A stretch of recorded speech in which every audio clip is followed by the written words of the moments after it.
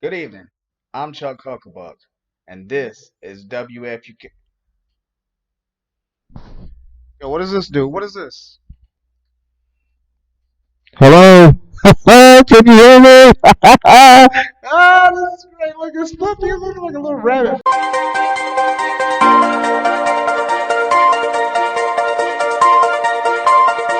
Audio Jungle. Audio Jungle.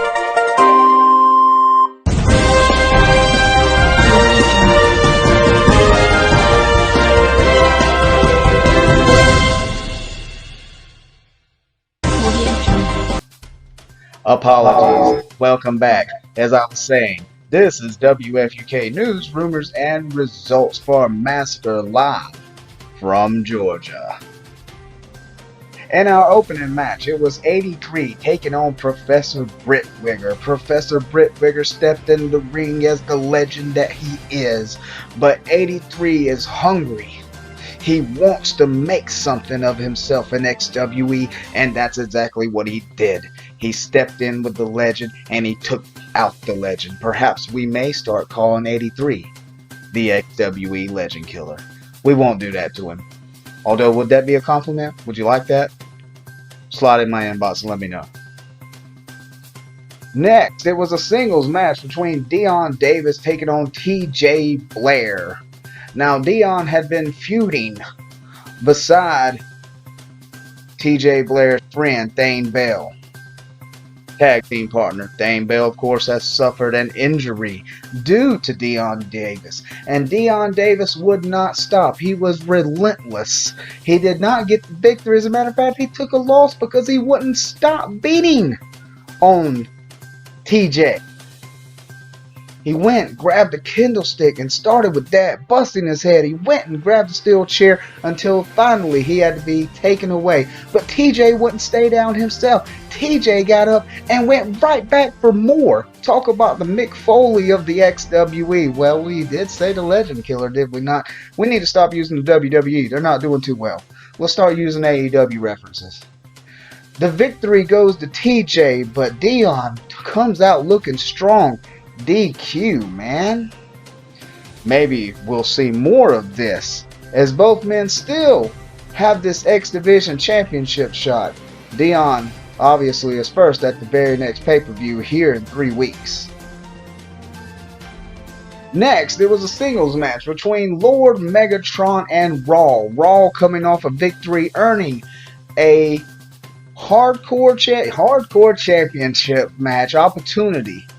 So, as we seen, the Devil's Executioner had dropped that. So what we're going to do now is that Raw will be competing not for the Hardcore Championship, and his opponent will be determined later. However, Raw may be competing for a Hardcore Championship, but he did take a loss tonight to the returning Lord Megatron as he returned almighty and vicious like a black Superman, like a black Batman, like a Black Panther. We're using superhero references now. Next, it was a singles match between Hot Rod Allen and the unfiltered animal Grant Miller.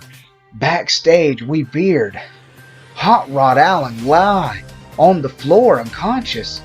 Medics tended to him as Grant Miller, the unfiltered animal, stood in the ring demanding an opponent. He didn't care if it was Hot Rod. He didn't care if it was the Macho Huck. He wants Happy. He wanted Zach Montstar even. And then the lights went out.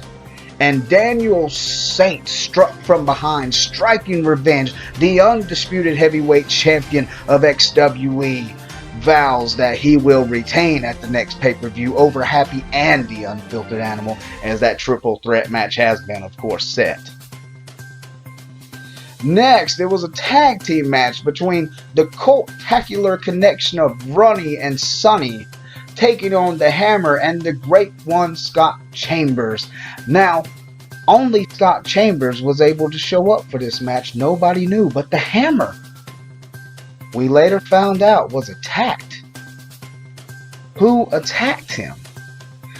Ronnie and Sonny swear they didn't attack. They pick up the victory over the alone Scott, but Scott doesn't even seem like he cares too much. Does he even ask about his friend the Hammer?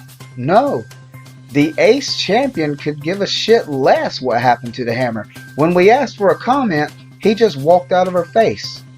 We'll be asking the Hammer later on to find out if he can shed some light, maybe on who attacked him. Next, it was the main event of Massacre between Grim the Clown and Austin Ace, taking on Tom Matthews and Zach Irvin. 3 men in this match were once all best friends. Now we don't know if Zach Irvin even has a friend. Hell, we don't even know if he has any enemies, so we just think he just walks along. He has nothing. He doesn't even have a dog.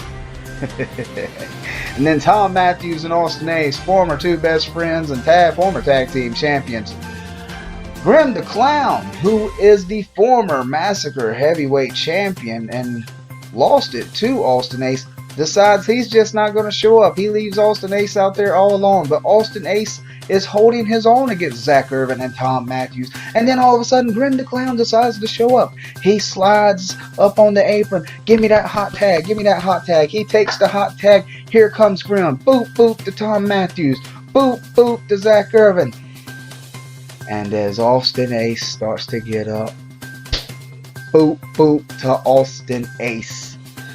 Grim the Clown laughs, pats his nose, and then he does the craziest thing ever. He drags Tom Matthews over to cover Austin Ace for the 1, 2, 3. That's a hell of a story. I did good tonight, y'all. I did good tonight, y'all. And that's how Massacre rounded out. Join us next week. Join us in a week and a half. Join us in a week and a half for more Massacre and Eclipse. We'll be sure to make the Mancho Hug book the card sooner than later, probably tonight. However, for Chuck Hucklebuck and WFUK, I really like this. Alright, I'm sorry. I'll leave you with this. You need to shut the fuck up.